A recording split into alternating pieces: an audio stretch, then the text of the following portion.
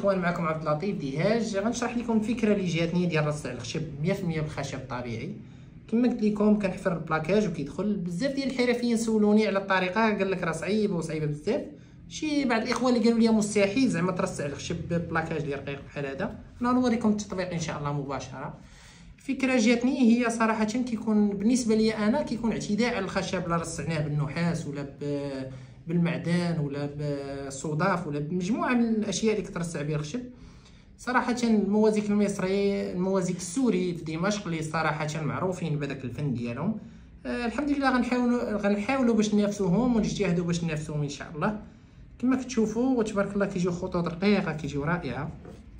كيكون الحفر ديال الخشب كما شفتوا معايا، الخشب ديال الليطر راه كيكون صلب، يعني صعيب باش تحفري.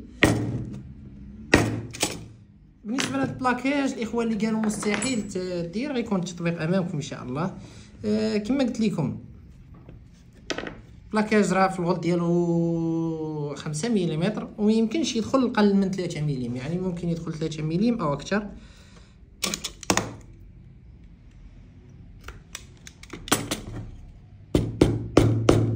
صراحه ما يمكنش تزين الخشب الا بخشب طبيعي باش تكون لوحه فنيه 100% طبيعيه.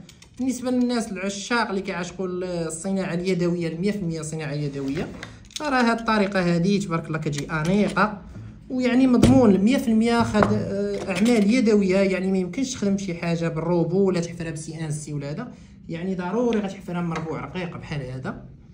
وبلاكاج باش نشرح للحرفيين، بلاكاج راه فاش كيكون الطول هكا كيكون صلب، يعني فاش غتحاول تدخليه في العود كيكون صلب، كيعاونك في الخدمه.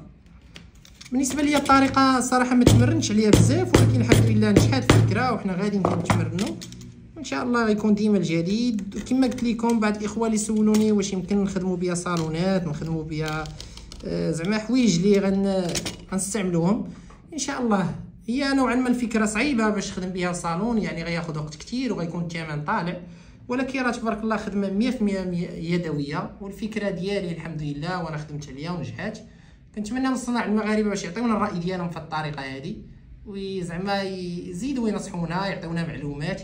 بالنسبه للاخوان اللي قالوا ما طبقتش الاسلاميه في الخطوط ديالها زعما صحيحه ولا التسطير يكون بطريقه صحيحه، كما قلت لكم هذا بالنسبه ليا تمارين، ومازال هادشي كله غيعمر ان شاء الله بالخشب. بالنسبه للترصيع اللي درت هنا، هذا الخشب ديال البواروج مع الليطر كيبان ديفيرونس في اللون، ولكن 100% طبيعي. بالنسبه لهنا لاكاجو ان شاء الله اللوحات اللي غنديرو من هنا لقدام غيكون خشب اللي نادر، يعني خشب اللي غتكون نادر والالوان ديالو غتكون طبيعيه، وان شاء الله غتكون